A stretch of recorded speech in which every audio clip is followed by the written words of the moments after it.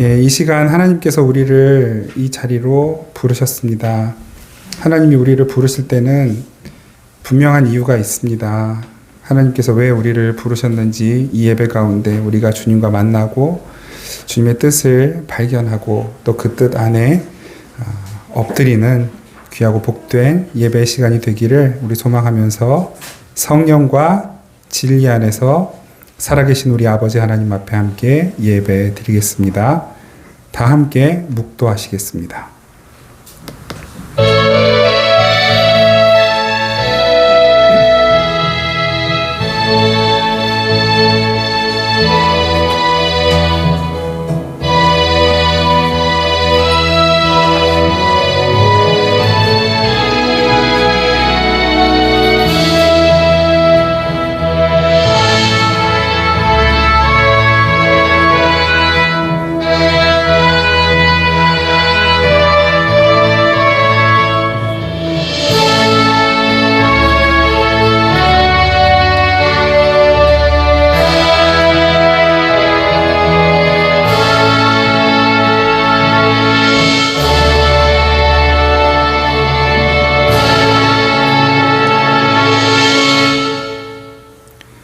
그가 찔림은 우리의 허물 때문이요 그가 상함은 우리의 죄악 때문이라. 그가 징계를 받음으로 우리는 평화를 누리고 그가 채찍에 맞음으로 우리는 나음을 받았도다. 우리는 다 양 같아서 그릇 행하여 각기 제 길로 갔거늘 여호와께서는 우리 모두의 죄악을 그에게 담당시키셨도다. 아멘.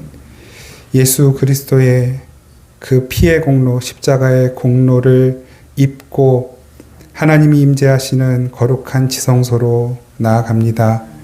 우리의 모습 그대로라면 주님의 심판의 불에 맞아 사라져야 하고 영원한 영벌에 들어가야 마땅한 저희들이지만 예수께서 우리를 덮으심으로 우리가 담대히 주님의 보좌 앞으로 나아갑니다. 부디 저희들을 긍휼히 여겨주시고 저희의 몸과 마음과 영혼을 주님이 기쁘게 받으시는 거룩한 산 제물 되게 하여 주옵소서. 이 예배 가운데 함께 하신 주님 기대합니다. 예수 그리스도의 이름으로 기원하옵나이다. 아멘. 찬송가 42장 함께 찬양 드리겠습니다. 42장 찬양 드립니다.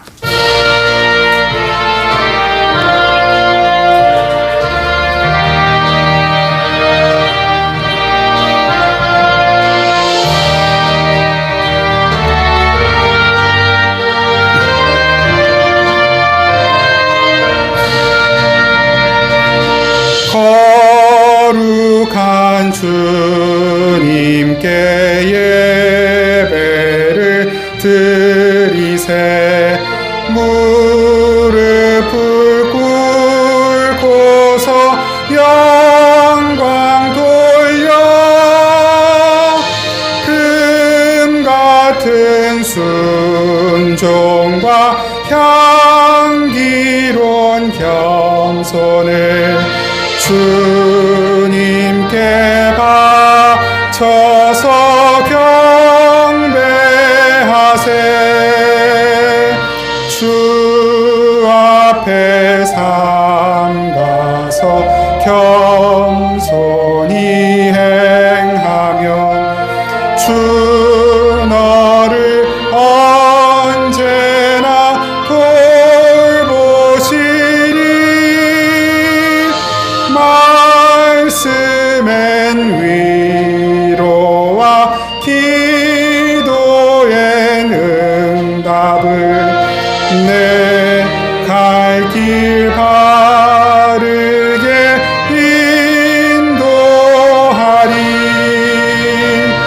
주 앞에 설 때에 두려워 말아라. 가난한 우리를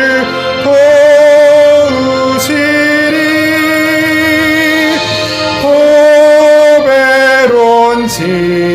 진리와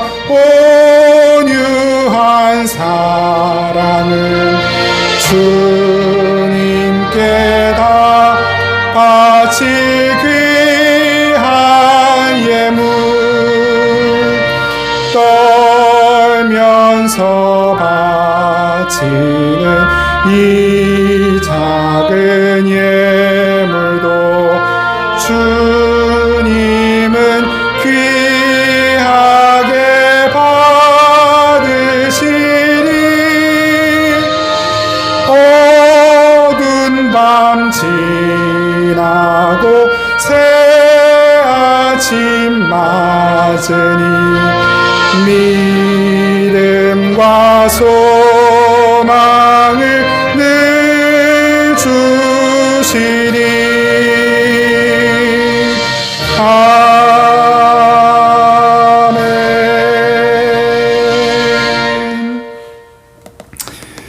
우리 지난 한 주간 동안 하나님 앞에 지었던 모든 죄와 허물들을 시간 침묵으로 함께 고백하며 기도하겠습니다.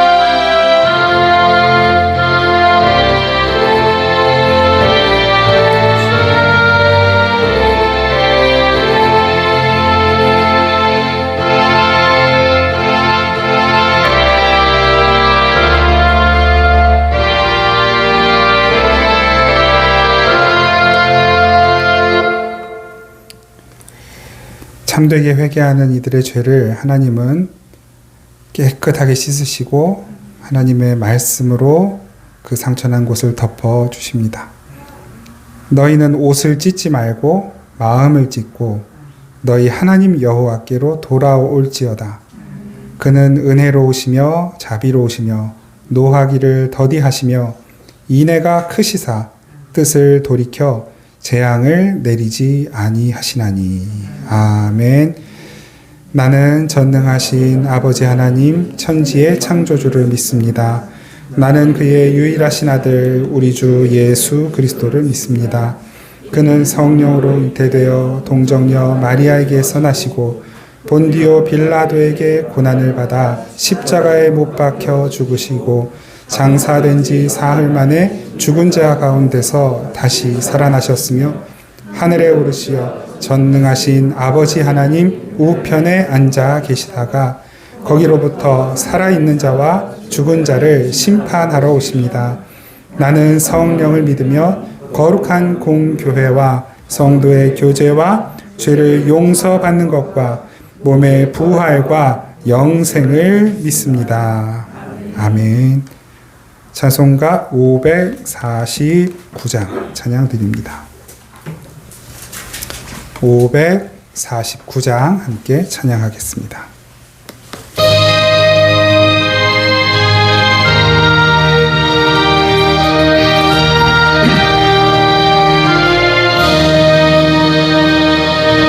내 주여 뜻대로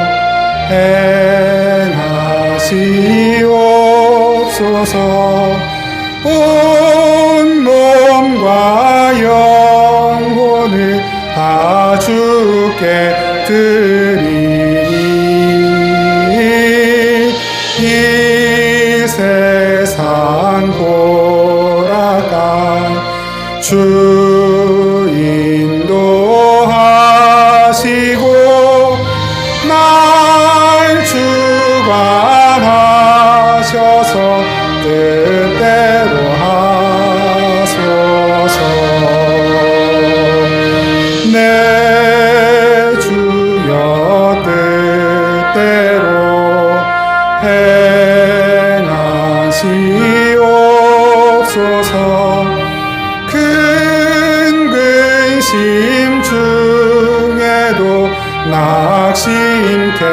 마소서.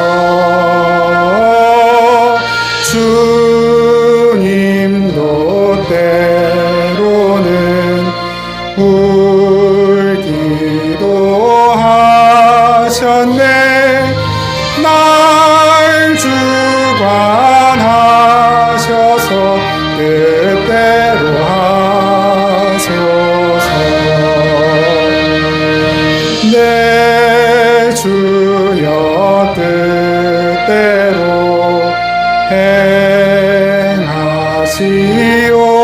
행하시옵소서. 내 모든 일들을 다 주께 맡기고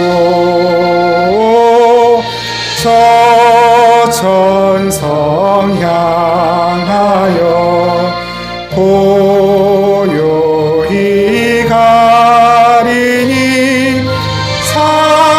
살든지 죽든지 뜻대로 하소서.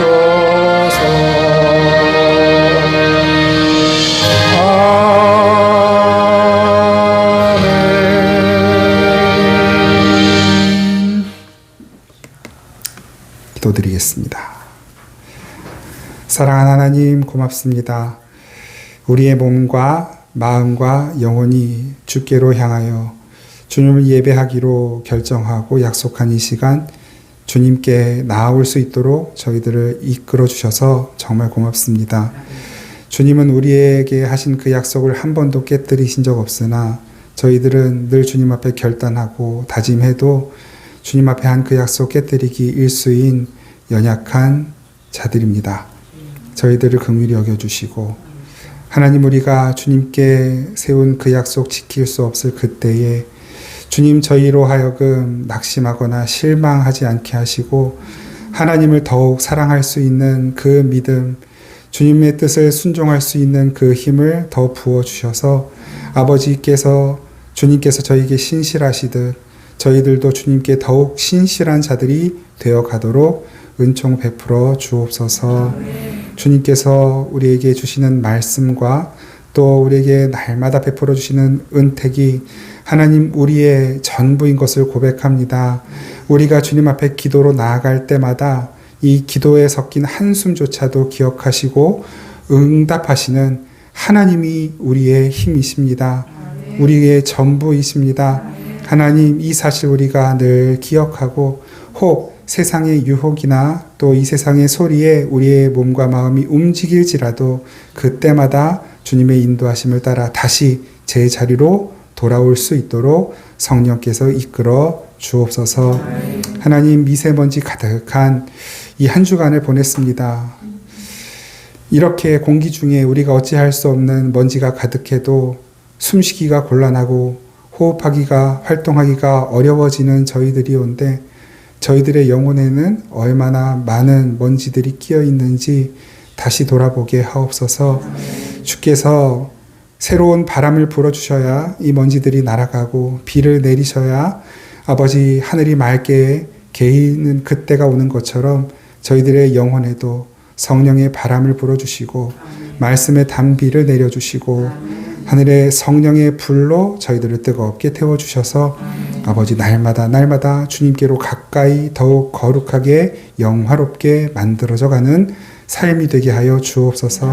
그렇게 우리가 주님을 닮아가는 가운데 예수께서 이 땅에 베푸셨던 그 능력이 저희들의 삶을 통해서도 생명의 능력으로, 사랑의 능력으로, 구원의 능력으로 우리 이웃들에게, 가족들에게 흘러가도록 주님 저희들을 사용하여 주옵소서.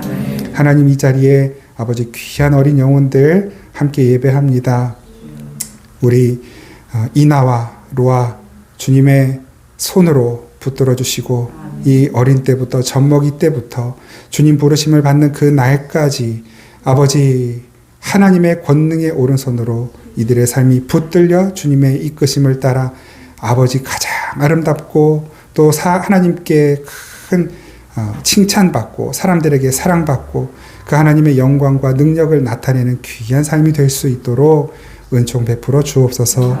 아버지 귀한 믿음의 부모를 주셨사오니 우리 엄마 아빠가 기도할 때에 하나님께서 우리 로아와 이나를 주님 엄마 아빠의 믿음보다 더 성숙하고 아름답고 멋진 믿음의 사람이 될 수 있도록 주님께서 직접 이들을 길러 주옵소서. 하나님 저희들도 주님 앞에서 자라갑니다. 아버지 다른 이들 또 세상이 부끄럽지 않은 모습으로 저희들의 삶과 믿음이 더욱 성숙해가고 무르익어가고 겸손해져 가도록 성령께서 저희의 발걸음도 인도하여 주옵소서. 이 예배 가운데 성령께서 저희에게 들려주시는 음성 듣기를 원합니다. 하나님 사람의 소리는 다 지워주시고 주님께서 우리에게 하셔야 하는 그 말씀 저희들이 잘 듣고 순종하도록 은혜 베풀어 주옵소서. 주님께 귀한 그 예물 드리는 모든 손길들 그 손이 빈손 되지 않도록 차가운 손 되지 않도록 남에게 내밀어야만 되는 그런 손이 되지 않도록 오히려 베풀고 구워주고 또 나누어도 부족함이 없는 오히려 넘치는 손이 되도록 사람을 살리는 손이 되도록 예수님의 손이 되도록 은혜 베풀어 주옵소서. 오늘 예배 끝날 때까지 성령께서 예배를 친히 인도하시는 것을 믿고 감사드리며 예수 그리스도의 이름으로 기도드립니다. 아멘. 우리 하나님 말씀 함께 보겠습니다. 요한계시록 15장 1절에서 4절.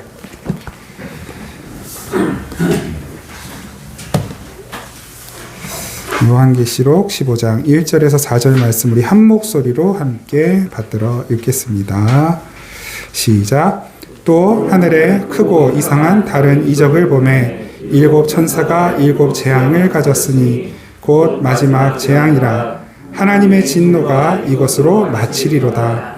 또 내가 보니 불이 섞인 유리바다 같은 것이 있고 짐승과 그의 우상과 그의 이름의 수를 이기고 벗어난 자들이 유리바닷가에 서서 하나님의 검은고를 가지고 하나님의 종 모세의 노래 어린 양의 노래를 불러 이르되 주 하나님 곧 전능하신 이시여 하시는 일이 크고 놀라우시도다. 만국의 왕이시여 주의 길이 의롭고 참되시도다. 주여 누가 주의 이름을 두려워하지 아니하며 영화롭게 하지 아니하오리까. 오직 주 거룩하시니이다. 주의 의로우신 일이 나타났음에 만국이 와서 주께 경배하리이다 하더라. 아멘. 예, 우리 지난주 이 같은 본문 말씀을 가지고 참되고 의롭고 참된 오직 한 가지라는 제목으로 첫 번째 말씀 나눴고요. 오늘 두 번째 같은 본문으로 말씀 나눕니다. 의롭고 참된 오직 한 가지. 우리가 구원에 이를 수 있는 길. 세상은 뭐 세상에 종교도 많고 또 좋은 규범들도 많은데 어떻게 사람이 구원에 이르는 길이 기독교에만 있겠느냐라고 말을 하죠. 참 그분들에게는 이게 우리 미안해야 할 일은 아니지만 미안하지만 구원의 길은 하나밖에 없어요. 예수 그리스도라는 길, 이 이름 외에는 다른 이름을 주시질 않았습니다. 여러분들을 낳아주신 어머니가 두 분입니까? 세 분입니까? 많이 있습니까? 말이 안 되죠. 그 자체가 말이 안 돼요. 나를 낳아주신 어머니는 한 분밖에 없어요. 한 배에서 나온단 말입니다. 우리는 한 하나님으로부터 왔고요. 한 하나님께로 다시 돌아가게 될 것입니다. 구원의 길은 그것밖에 없어요. 그래서 복음은 배타적일 수밖에 없고 소위 세상 말로는 독선적일 수밖에 없어요. 그런데 놀랍게도 우리 지난 묵상글을 통해서 살펴봤듯이 로마서 말씀을 통해서 봤듯이 이 배타적이고 독선적인 복음이 우리의 삶을 변화시키죠. 변화된 사람은 이전에 배타적이고 독선적인 삶이었다 할지라도 오히려 이제는 더 사랑하고 나누고 포용하고 용납하고 섬기는 가장 낮은 자리로 내려가는 삶을 살게 됩니다. 누구의 삶이었습니까? 예수 그리스도의 삶이셨어요. 구원에 이르는 유일한 길이신 예수 그리스도는 이 세상에 가장 낮은 모습으로 오셔서 모든 사람들을 품어주셨고 모든 사람들을 사랑하셨고 모든 이들을 바른 길로 인도해 주시는 것을 자신의 온 삶을 다 바치셔서 그 일 하시다가 가신 것입니다. 하나님 나라, 그 하나님 나라만 전하다 가신 거예요. 그 하나님 나라는 그래서 예수 그리스도 아니면 절대로 이룰 수 있는 길이 없는 것입니다. 오늘 지난주 말씀에 이어서 우리 그 하나님의 나라에 들어가게 된 구원받은 하나님의 백성들이 부르는 노래, 곧 모세의 노래. 모세의 노래는 모세가 부른 노래였죠. 그리고 어린 양의 노래. 이것은 어린 양을 노래하는 것이었어요. 그러니까 모세와 같이 구원받은 우리들이 그 구원을 허락하신, 그 구원으로 이르게 하신, 인도하신 어린 양 예수를 찬양하는 노래. 이 부분을 조금 깊이 살펴보려고 합니다. 그래서 3절, 4절 말씀을 우리가 오늘 집중적으로 좀 살펴보려고 합니다. 홍해바다를 건넌 다음에 모세가 이스라엘 백성들과 노래를 불렀잖아요. 그 홍해바다를 건너기 전에 홍해바다는 어떤 존재였습니까? 이스라엘 백성들에게 장애물이었을까요? 하나님의 은총이었을까요? 이스라엘 백성들에게 어떤 모습으로 보였을까요? 오늘 이 모세의 노래가 나오는 하나님을 찬양하라 라고 하는 이 노래가 어디에서부터 나오는지를 출애굽기 14장 27절에서 30절에 말씀하고 있는데 우리 같이 한번 이 말씀을 읽어보도록 하겠습니다. 출애굽기 14장 27절에 30절 시작. 모세가 곧 손을 바다 위로 내밀매 새벽이 되어 바다의 힘이 회복된지라. 애굽 사람들이 물을 거슬러 도망하나 여호와께서 애굽 사람들을 바다 가운데 엎으시니 물이 다시 흘러 병거들과 기병들을 덮되 그들의 뒤를 따라 바다에 들어간 바로의 군대를 다 덮으니 하나도 남지 아니하였더라. 그러나 이스라엘 자손은 바다 가운데를 육지로 행하였고 물이 좌우의 벽이 되었더라. 그날에 여호와께서 이같이 이스라엘을 애굽 사람의 손에서 구원하시매 이스라엘이 바닷가에서 애굽 사람들이 죽어 있는 것을 보았더라.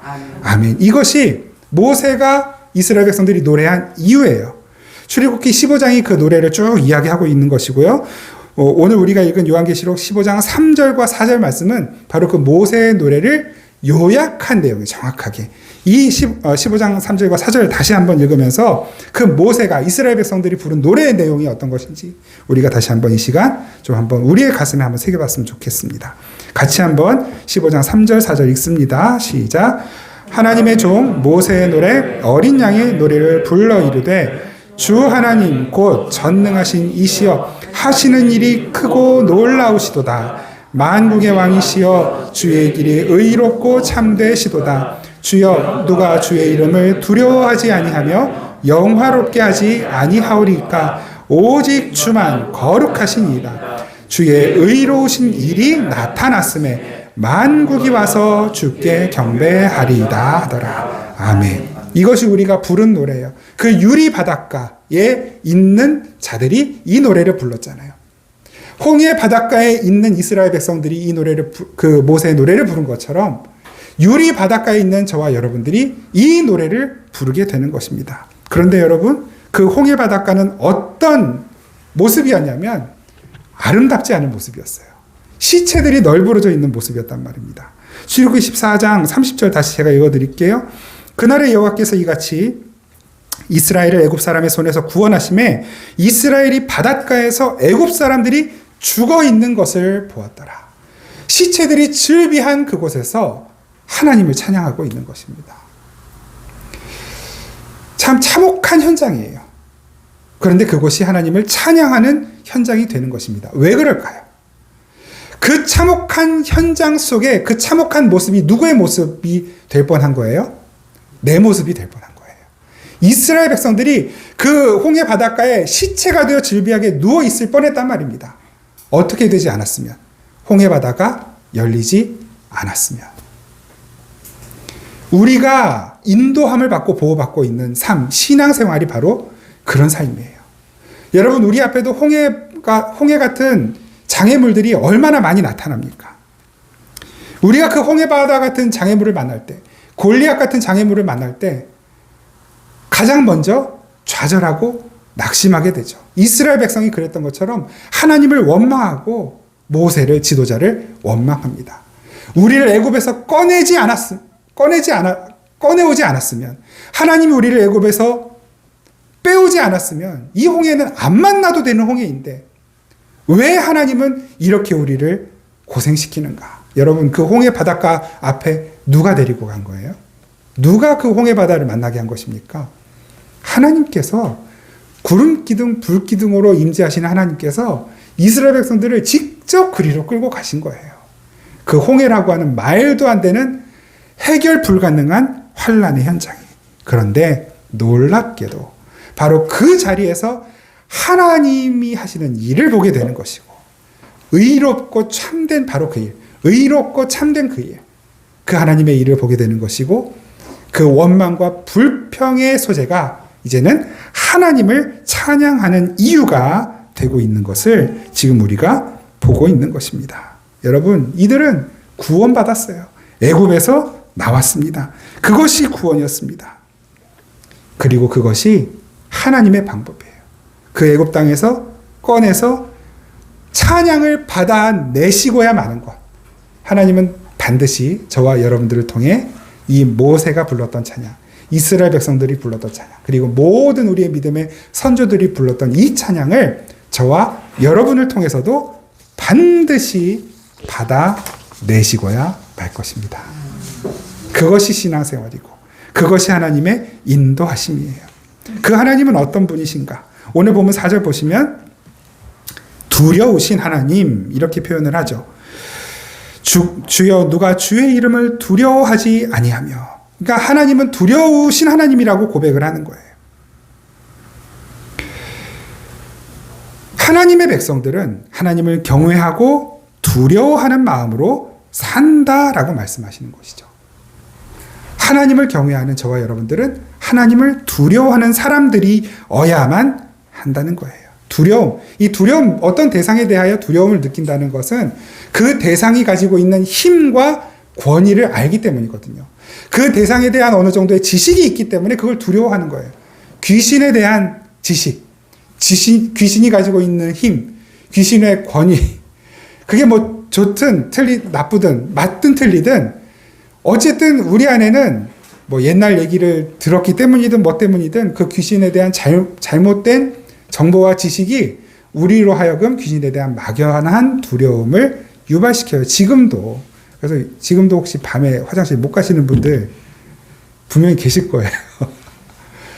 잘못된 정보가 우리에게 두려움을 가져다 준다면 올바른 하나님에 대한 지식과 그 하나님에 대한 경험은 하나님을 마땅히 두려워하게 만드는 것입니다. 그런데 왜 하나님을 두려워하지 않으면서 사는 것일까요?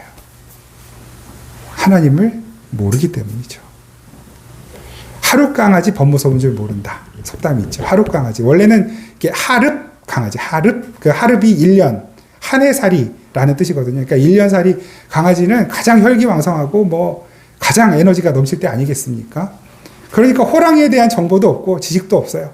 호랑이가 얼마나 무서운지 자기를 잡아먹을 수 있는 그런 존재라는 걸 모르니까 호랑이를 만나고 막 그 앞에서 아주 의기양양하게 지저대는 것이죠. 근데 그것이 죄의 속성입니다. 우리는 죄가 얼마나 무서운 결과를 초래하는지를 모르기 때문에 죄를 지어도 아무렇지 않아요. 그 죄를 하나님이 얼마나 무섭게 다루시는지를 모르기 때문에 죄를 짓고 하나님 앞에 서서도 도무지 회개하려고 하지 않는 것입니다. 여러분, 우리에게 상위 권위자, 우리로 하여금 어떤 식으로든 우리에게 두려움을 주는 그 상위 권위자가 있다라는 사실은 우리에게 큰 복입니다. 우리의 부모님, 상위 권위자예요. 만약에 부모님이 우리에게 잔소리하지 않았더라면 이빨 닦아라, 이 썩는다. 그 잔소리를 우리가 듣고 자라지 않았으면 저나 여러분 모두 여기 있는 이빨 절반은 다 임플란트 해야 됐을지도 몰라요. 야, 일어나, 학교 가! 라는 잔소리가 저와 여러분들에게 없었다면 절반은 학교를 빠졌을 거예요. 권위예요.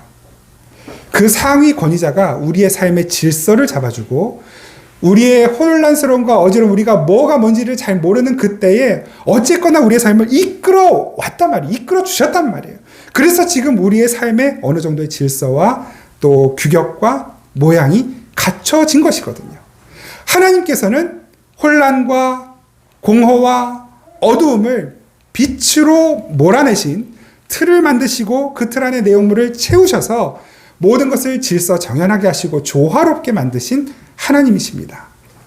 그 하나님이 없이 하나님을 두려워하지 않고 사는 삶은 필연적으로 부조화와 혼란스러움과 공허함과 어두움의 삶일 수밖에 없는 거예요. 우리에게는 두려움의 대상이 있어야만 합니다. 고린도후서 5장 9절에서 11절 말씀 같이 한번 읽겠습니다. 시작. 그런즉 우리는 몸으로 있든지 떠나 있든지 이는 우리가 다 같이 그리스도의 심판대 앞에 하나님께 드려 각각 선악간에 그 의로운 것을 받으려 합니다. 우리는 주의 두려우심을 알므로 사람들을 권면하거니와 우리가 하나님 앞에 알려졌으니 또 너희의 양심에도 알려지기를 바라노라. 아멘. 이 말이 무슨 말입니까? 하나님을 아는 사람들은 하나님이 두려워서라도 함부로 막 자기가 살고 싶은 대로 살지 못한다라는 것이고, 하나님이 두려워서라도 하나님이 무엇을 기뻐하시는지를 알고 하나님을 기쁘게 하는 삶을 살게 된다라고 말씀하시는 거예요. 그렇게 하나님을 경외하고 두려워하는 사람들은 세상을 두려워하지 않습니다. 세상을 두려워하지 않는다는 말은 세상을 우습게 여긴다는 말이 아니에요. 존중히 여기고 귀하게 여기고 가치 있게 여기지만 그것 때문에 무서워하지 않는다는 것입니다. 사람을 무서워하지 않는다는 거예요. 사람을 무서워하지 않는다는 것은 사람을 우습게 여긴다는 것이 아니라 그 사람의 가치와 존재를 인정하고 경애를 표하지만, 그러나 그 사람의 시선을 두려워하거나 의식하지 않게 된다는 것입니다. 저와 여러분들이 이 한 주간을 살아가면서 뭘 제일 두려워하며 살았습니까? 사람들이 나를 어떻게 볼까? 내 주머니에서 돈이 떨어지면 어떻게 할까? 우리에게 걱정을 가져다 주는 것이 우리의 두려움의 대상이잖아요. 정말로 하나님이 두려워서 이 한 주간을 하나님의 눈을, 하나님의 시선을 의식하시며 살았던 분들, 저와 여러분들 중에 몇 분이나 있을지 잘 모르겠지만 부끄럽게도 저조차도 그렇게 하나님의 시선을 많이 의식하지는 못하며 살았던 것, 이것이 사실 우리들의 현실입니다. 그 사람들의 시선을 의식하고 사람들이 하는 이야기에 너무 귀를 기울이고 너무 마음을 주다 보니 하나님의 시선을 의식하는 것에 소홀했던 것, 하나님의 시선을 놓치고 살았던 것이 바로 저와 여러분들의 삶은 아니었습니까? 그런데 우리 신앙의 선배들은 그렇게 살지 않았습니다. 데살로니가전서 2장 4절 말씀 같이 한번 읽겠습니다. 시작. 오직 하나님께 옳게 여기심을 입어 복음을 위탁받았으니 우리가 이와 같이 말함은 사람을 기쁘게 하려 함이 아니요 오직 우리 마음을 감찰하시는 하나님을 기쁘시게 하려 함이라. 아멘. 갈라디아서 1장 10절 말씀 시작. 이제 내가 사람들에게 좋게 하랴 하나님께 좋게 하랴 사람들에게 기쁨을 구하랴. 내가 지금까지 사람들의 기쁨을 구하였다면 그리스도의 종이 아니니라. 아멘. 이 시대에 말씀 강단에서 말씀 전해지는 그 말씀들이 이 세상을 향하여 왜 그렇게 힘이 없어졌을까? 여러 가지 이유들이 있겠지만 하나님을 의식하는 말씀의 선포보다는 사람들의 시선을 그리고 사람들의 기호를 의식하는 말씀의 선포가 많아졌기 때문이 아니겠습니까? 이건 부정할 수 없는 사실인 것입니다. 그리스도인의 바른 삶에 관해 사람들이 듣고 그 마음에 찔림을 받고 왜 저 인간은 오늘도 나를 타겟으로 삼아서 나 들으라고 저 얘기를 하는가? 라고 하는 사람들이 많아질까 봐 그것이 두려워서 여러분 좋은 설교는 말씀을 들을 때 저거 나 들으라고 하는 설교구나 라고 하는 설교가 좋은 설교라고 저는 믿습니다.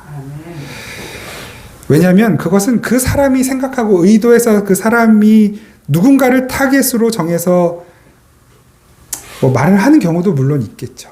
그러나 그것이 어떠하든 하나님께서 내게 주신 음성으로 들리면 그 앞에 회개하는 것이 당연한 거 아닙니까? 마음엔 찔리지만 말하는 대상이 내가 마음에 안 드는 사람이었기 때문에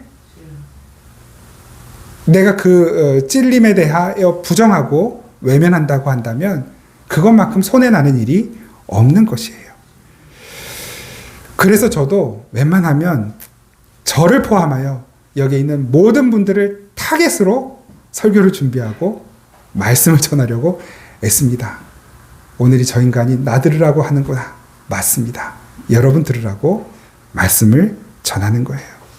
왜냐하면 우리는 하나님 두려워해야 되는 사람이기 때문에. 마태복음 10장 28절 같이 한번 읽겠습니다. 시작.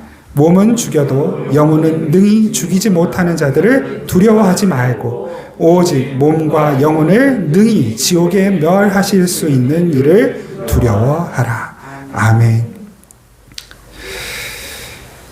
모든 것을 다 태워버리실 수 있는 천지의 주제이신 만국의 왕이신 하나님을 두려워하는 삶을 살 수 있기를 간절히 바랍니다. 그렇게 하나님을 두려워하는 사람들의 삶은 그 삶의 내용이 바뀌기 시작합니다. 고린도후서 7장 1절 같이 한번 읽겠습니다. 시작. 그런즉 사랑하는 자들아 이 약속을 가진 우리는 하나님을 두려워하는 가운데서 거룩함을 온전히 이루어 육과 영의 온갖 더러운 것에서 자신을 깨끗하게 하자. 아멘. 하나님을 두려워하는 이들은 어떻게 나를 하나님 앞에 깨끗하게 할지를 생각하고 고민하고 그렇게 살려고 애쓴다는 것입니다. 히브리서 12장 28절 29절 시작. 그러므로 우리가 흔들리지 않는 나라를 받았은즉 은혜를 받자 이로 말미암아 경건함과 두려움으로 하나님을 기쁘시게 섬기시니 우리 하나님은 소멸하는 불이심이라. 아멘. 저와 여러분들의 삶에서 하나님을 기쁘시게 하는 삶이 나오지 않고 있다면, 정말로 그 하나님을 두려워하는 마음이 없다면 다시 생각해 봐야 됩니다. 내가 진짜 하나님의 자녀가 맞는가? 그 두려우신 하나님, 그 다음에 붙어 있는 내용이 무엇인지 다시 한번 보실까요? 계시록 15장 4절 말씀, 이 15장 4절 말씀 한 번 더 같이 읽겠습니다. 시작. 주의 이름을 두려워하지 아니하며 영화롭게 하지 아니하오리까 오직 주만 거룩하시니이다. 주의 의로우신 일이 나타났음에 만국이 와서 주께 경배하리이다 하더라. 아멘. 그 하나님은 두려우신 하나님이시고 그 다음 영화로움을 받으셔야 하는 하나님이시다라고 말씀하고 계시는 것이죠. 우리의 삶은 하나님을 두려워하는 삶이어야 하고 또 우리의 삶은 하나님을 영화롭게 하는 삶이어야 한다라고 말씀하는 거예요. 우리가 어떻게 살아야 하나님께 영광이 되고 하나님을 영화롭게 할 수 있을까요? 홈런을 치고 하늘을 향한 세레머니 하면, 골을 넣고 무릎 꿇고 기도 세레머니 하면 하나님이 영광을 받으실까요? 물론 그것이 하나님 앞에 감사와 영광을 나타내는 자신의 신앙의 표현이기에 마땅히 존중받아야 하죠. 그런데 그것이 정말로 하나님을 영화롭게 하는가? 그것은 좀 다른 문제예요. 왜냐하면 하나님을 영화롭게 한다라고 했을 때는 전제가 있어요. 뭐냐면 하나님이 영화롭게 되셔야만 영화로우신 분인가? 라는 질문이 하나 생기는 것이죠.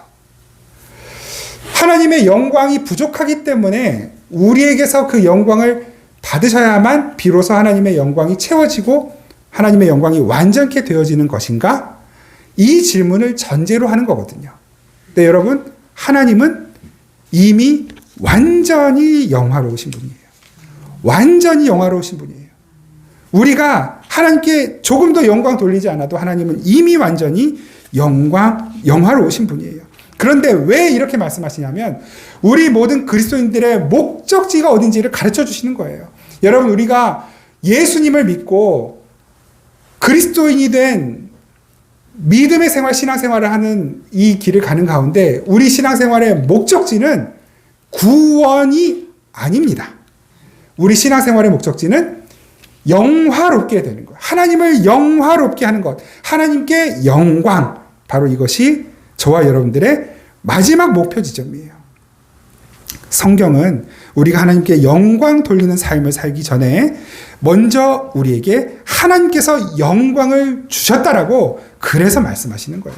하나님께서 우리에게 주신 그 영광을 우리가 비추어내고 나타내는 것을 하나님이 영화롭게 되신다라고 표현하는 것입니다. 여러 차례 예로 들어서 말씀드렸어요. 햇빛, 그 햇빛이 흙덩어리에 불과한 달을 비춰요. 그러면 그 달이, 흙덩어리가 그 빛을 반사해서 밤에 이 땅을 비추는 거예요. 그게 영화롭게 되는 거예요. 그것이 태양을 영화롭게 만드는 거예요. 엄마 아빠가 음식을 맛있게 만들었어요. 자녀에게 주었어요. 자녀가 먹고 맛있어요. 너무 맛있어요. 또 해주세요. 더 주세요. 이게 영화롭게 되는 거예요. 이미 하나님, 엄마의 솜씨는 완벽해요. 근데 그것을 칭송하고 찬양하고 더 원하는 것이, 그게 영화롭게 되는 거예요. 자영업 하시는 분들, 피라우 사장님, 제일 영화롭게 되는 순간이 언제입니까? 만들어낸 커피를 맛있어요, 칭찬해 주는 것이 영화롭게 되는 것이거든요. 하나님은 이미 우리에게 영광을 주셨어요. 이미 우리에게는 우리가 알든 모르든 하나님의 영광으로 충만하단 말이에요. 에베소서 1장 11절에서 12절 같이 한번 읽겠습니다. 에베소서 1장 11절 12절 시작. 모든 일을 그의 뜻 결정대로 일하시는 이 계획을 따라 우리가 예정을 입어 그 안에서 기업이 되었으니 이는 우리가 그리스도 안에서 전부터 바라던 그의 영광의 찬송이 되게 하려 하심이라. 아멘. 우리가 하나님의 예정을 입어서, 하나님이 우리를 예정하셔서 우리를 구원하셔서 하나님의 기업으로 삼으신 것, 그 자체가 하나님께서 우리에게 주신 영광이라고 말씀하시는 거예요. 예수님도 그런 말씀하셨어요. 요한복음 17장 22절. 요한복음 그 앞에 말씀입니다. 요한복음 17장 22절 시작. 내게 주신 영광을 내가 그들에게 주었사오니 이는 우리가 하나가 된 것 같이 그들도 하나가 되게 하려 함이니이다. 아멘. 예수님께서도 하나님께 영광을 받으셨고 하나님께 받은 그 영광을 이미 우리에게 주셨다라고 말씀하시는 것입니다. 내게 주신 영광을 저희에게 주었다. 그들에게 주었다. 그럼 우리 예수님께서 받으신 그 영광은 어떤 영광인가요? 예수님도 우리처럼 죄에서 구원받으셨기 때문에 하나님의 예정을 따라 하나님의 기업이 되었기 때문에 영광이라고 하는 걸까요? 놀랍게도 그렇다라고 말씀하세요. 디모데전서 3장 16절. 디모데전서 3장 16절 시작. 크도다 경건의 비밀이여 그렇지 않다 하는 이 없도다. 그는 육신으로 나타난 바 되시고 영으로 의롭다 하심을 받으시고 천사들에게 보이시고 만국에서 전파되시고 세상에서 믿음 바 되시고 영광 가운데서 올려지셨느니라. 아멘. 그냥 지나갈 수 있는 말씀인데요. 잘 보세요. 영으로 의롭다 하심을 받으시고, 예수님이에요. 죄가 없으신 예수님인데 성령으로 의롭다함을 받으셨대요. 이게 도대체 무슨 말인가요? 어려운 이야기는 아닙니다. 예수님은 우리를 대신하고 우리를 대표하여 우리의 죄가 되시기 위해 이 땅에 오셨습니다. 우리의 죄가 되셔야 죄인들을 대표하여 죄인들을 대신하여 심판을 받으실 수 있기 때문입니다. 다만 예수님께서 죄인이 되신 방법은 예수님이 직접 죄를 지으셔서 죄인이 되신 것이 아니라 죄인들이 받는 세례를 받으심으로. 세례 요한에게 세례를 받으셨잖아요. 그 세례가 어떤 세례라고요? 죄인의 세례였어요. 그 죄인들이 받는 세례를 예수님이 받으셨어요. 세례 요한이 극구 거부하잖아요. 그분을 메시아로 알았기 때문에 제가 주님께 세례를 받아야지 어떻게 주님이 저에게 세례를 받으십니까?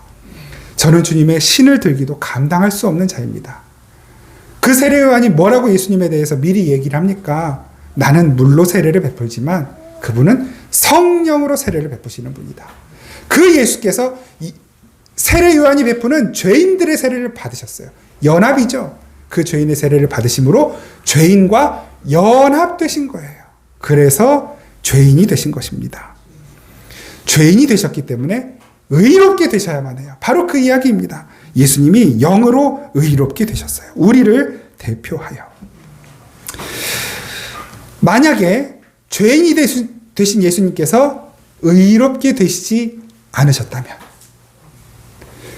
죄인의 세례를 받고 죄인 되신 예수님이 의롭게 되시지 않으셨다면, 심판을 받지 않으셨다면 예수님도 지옥에 가셔야 돼요. 이것이 예수님께서 낮아지심, 예수님의 낮아지심, 비하의 내용입니다. 그래서 우리가 고백하는 사도신경에는 그 내용이 없지만 그 영어 사도신경만 해도 주님은 지옥에 내려가셨다라고까지 표현을 해요. 그런데 성령께서 의롭게 하셨으므로 잠시 3일 만에 다시 부활하셔서 하나님의 부름을 받아 영화롭게 되신 것입니다. 그 자리가 예수님의 자리예요. 하나님이 의롭게 하시지 않으면, 성령이 의롭게 하시지 않으면 지옥에 갈 수밖에 없는 바로 그 자리까지 예수님이 낮아지셨고, 바로 그것이 하나님의 영광이셨다. 하나님이 영광을 받으셨다라고 말씀하시는 것입니다. 곧 정리해보면 우리가 하나님의 영광을 나타내는 삶, 하나님의 영광이 되기 위한 삶의 단 한 가지 조건은 우리가 예수 그리스도의 삶을 살아가는 것.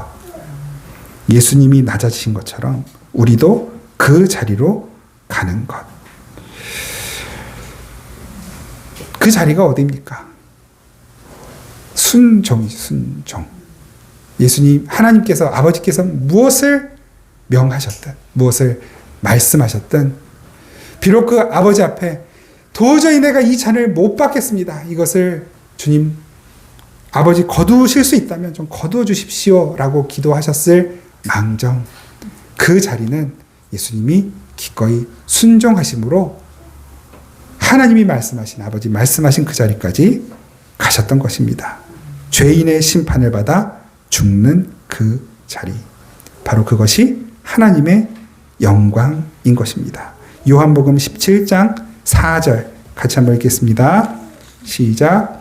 아버지께서 내게 하라고 주신 일을 내가 이루어 아버지를 이 세상에서 영화롭게 하였사오니. 아멘. 우리가 하나님을 영화롭게 하는 것이 바로 이것입니다.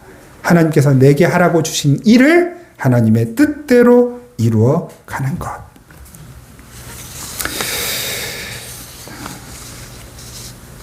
하나님이 영화롭게 만든 사람들, 하나님의 영광을 부어 채워 영화롭게 만든 그 사람들은 반드시 하나님을 영화롭게 하는 삶을 살게 되는 것입니다.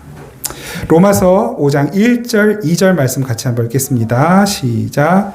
그러므로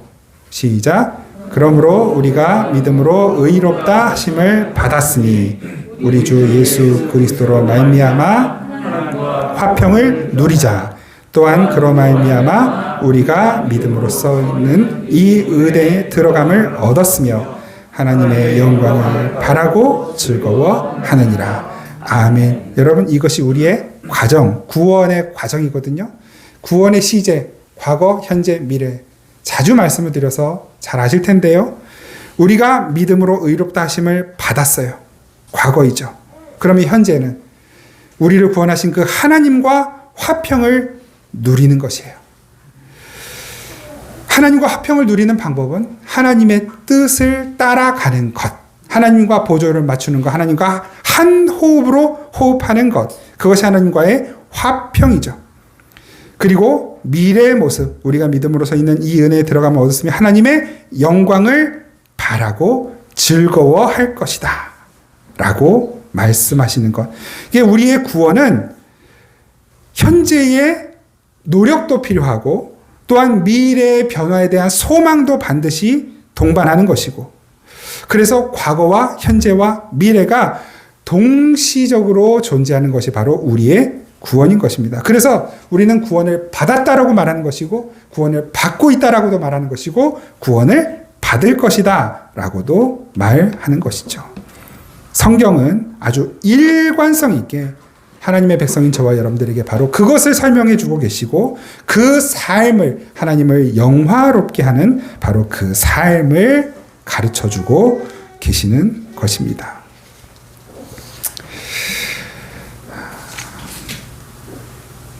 우리의 삶이 하나님을 영화롭게 하는 것에 대한 아주 좋은 예가 예수님이 베푸신 기적의 이야기 속에 들어 있습니다.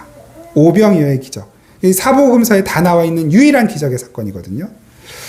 그 기적의 사건을 자세히 들여다보면 기적이 두 번이 일어나는 것을 알 수가 있죠. 첫 번째는 예수님께서 그 어린아이의 떡과 물고기를 받아서 축사하셨을 때 그것을 12제자에게 나눠줄 만큼 늘어났어요. 근데 그 떡을 예수님이 직접 나눠주시지 않고 12제자에게 맡기셨단 말이에요. 그 제자들이 그것을 받았어요. 예수님이 베푸신 것을 받아서 사람들에게 나누어 주기 시작해요. 또 거기에서 한 번 더 기적이 일어나는 것이죠. 이것이 무엇을 말하는지를 우리가 잘 이해해야 될 필요가 있어요. 예수님께서 이런 말씀을 하시는 거거든요. 요한복음 6장 57절 말씀 같이 한번 읽겠습니다. 시작. 살아계신 아버지께서 나를 보내심에 내가 아버지로 말미암아 사는 것 같이 나를 먹는 예수님을 먹는 그 사람도 나로 말미암아 살리라. 이 요한복음 6장의 오병이의 기적을 설명한 다음에 이 오병이의 기적이 어떤 의미를 가지고 있는지를 설명하는 말씀이 바로 이 말씀이에요. 그러니까 예수님은 그 오병이의 기적이 하늘로부터 내려온 만나, 생명의 떡이신 예수님 자신을 설명하는 것이라고 말씀하시면서 이 떡을 먹는 사람이 살아난 것처럼 그 사람으로 말미암아 예수님과 같은 예수님이 먹이신 그 떡을 먹이는 그들, 먹게 되는 그들도 예수님처럼 무슨 말 하는 거예요? 그러니까 예수님께서 자신을 떡으로 내어주셨어요. 그것을 먹고 살아난 이들, 그들이 예수님이 되어서 그들이 그 떡을 먹여주면 그들도 살아난다라는 것을 말씀하고 계시는 것입니다. 그러니까 예수님은 지금 예수님의 살과 피를 먹고 마시라고 권면하는 것이지 너희들도 나처럼 기적을 베풀어라라고 기적을 나타내라라고 말씀하시는 것이 아니에요. 근데 사람들은 예수님처럼 기적을 나타내고 기적을 보여주고는 싶어 하지만 예수님처럼 자신의 살과 피를 나누어 다른 이들을 먹이려고 하는 데는 그다지 관심을 나타내지 않는 것입니다. 예수님이 원하시는 것은 너희들도 나처럼 그 살과 피를 떼어 나누어 주라는 것이었거든요. 요한복음 14장 12절에서 14절 말씀 같이 읽겠습니다. 시작. 내가 진실로 진실로 너희에게 이르노니 나를 믿는 자는 내가 하는 일을 그도 할 것이요 또한 그보다 큰 일도 하리니 이는 내가 아버지께로 감이라. 너희가 내 이름으로 무엇을 구하든지 내가 행하리니 이는 아버지로 하여금 아들로 말미암아 영광을 받으시게 하려 함이라. 내 이름으로 무엇이든지 내게 구하면 내가 행하리라. 아멘. 주님께서 다시 그 하늘로 올라가시면서 맡기신 일이 뭐예요? 내가 한 그 일을 너희도 해라. 내가 나의 살과 피를 떼어 흘려 나누어 먹인 것처럼 너희도 그 일을 해야 한다. 그런데 그게 잘 안 되면 나한테 기도해. 그러면 내가 도와줄게. 이 말씀이에요. 근데 이것을 마치 무슨 예수님이 베푸신 기적보다 더 큰 기적을 베풀 수 있습니다. 기도하면 그런 기적이 일어납니다. 여러분, 영혼 죽은 이가 예수님 만나서 영혼 살아나는 것보다 더 더 큰 기적은 없습니다. 우리가 이 땅에 존재하는 이유, 바로 예수님께서 하셨던 그 일, 자신의 살과 피를 나누어, 자신의 생명을 나누어 다른 이들을 살리신 그 일, 주님은 그 일 우리에게 맡기셨어요. 예수님 가신 그 길을 그대로 따라가는 것, 그것을 신앙생활이라고 하는 것이고, 여러분, 그래서 신앙생활이 힘든 것입니다. 그런데 그것이 기독교입니다. 네, 부자가 돼서 아무것도 부족한 것 없이, 심지어 하나님 없이도 만족할 수 있는 삶, 살 수 있습니다. 살 수 있어요.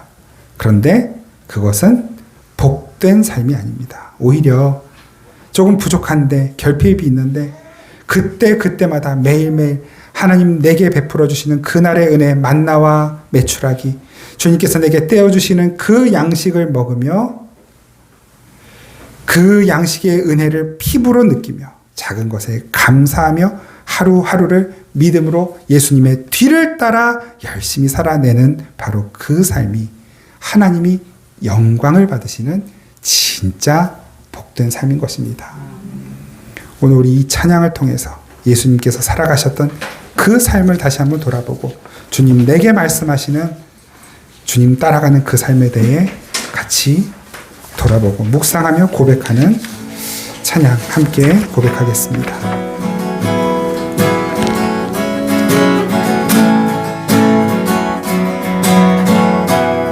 예수님, 예수님, 그의 희생 기억할 때 자기 몸 버려 죽으신 주, 나 항상 생명 주신 그 은혜를 마음에 새겨 봅니다. 마음에 새겨 봅니다.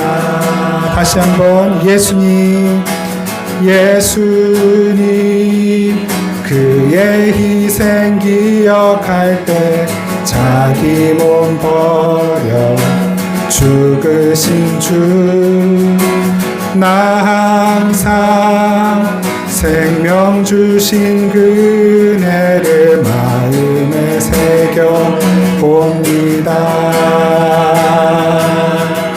마음에 새겨 봅니다. 주 달리신 십자가, 주 달리신 십자가를 내가 볼 때 주님의 자비 내 마음을 겸손케 해. 주께 감사하며 내 생명 주께 드리네. 아멘. 이제는 저 높은 곳에 앉으신, 이제는 저 높은 곳에 앉으신 하늘과 땅의 왕 되신 주, 나 이제 놀라운 구원의 은혜 높여 찬양하리라. 높여 찬양하리라. 주 달리신 십자가, 주 달리신 십자가를 내가 볼 때 주님의 자비 내 마음을 겸손케 해. 주께 감사하며 내 생명 주께 드리네. 주 달리신 십자가 내가 볼 때, 주 달리신 십자가를 내가 볼 때 주님의 자비 내 마음을, 다시 한번, 주 달리신 십자가, 주 달리신 십자가를 내가 볼 때 주님의 자비 내 마음을 겸손케 해. 주께 감사하며 내 생명 주께 드리네. 감사드리리 감사드리리. 주의 십자가 나의 친구 되신 주. 감사드리리 감사드리리. 주의 십자가 나의 친구 되신 주. 제가 기도하겠습니다. 예, 주님, 저희들 주님의 뒤를 따라가고 싶어하는 마음 있습니다. 가득합니다. 그런데 도무지 우리 삶에서는 주님의 그 순종을 흉내내고 따라가는 것이 참 어렵습니다. 내 살과 피를 떼어주고 흘려 나눠주는 것이 너무 큰 손해인 것 같아서 너무 어렵습니다. 주님 도와주십시오. 저희들 성령으로 충만케 해 주십시오. 성령님께서 예수님을 가득 채우셨던 것처럼, 그래서 예수께서 아버지의 그 말씀에 순종하실 수 있던 것처럼 저희도 성령 충만케 하셔서 주님이 가셨던 그 길 우리도 따라갈 수 있도록 인도하여 주옵소서. 예수님 이름으로 기도드립니다. 아멘. 우리 주 예수 그리스도의 그 놀랍고 그 깊으신 은혜와 그 아들 예수를 기꺼이 우리를 위해 내어주실 만큼 우리를 사랑하시는 우리 아버지 하나님의 놀라운 사랑과 항상 우리와 함께 계시고 우리의 연약함과 부족함을 도우시고 채우시는 성령의 교통하시고 인도하시는 은혜가 이 시간 그 주님의 뒤를 따라가겠습니다. 한번 노력하게 보겠습니다.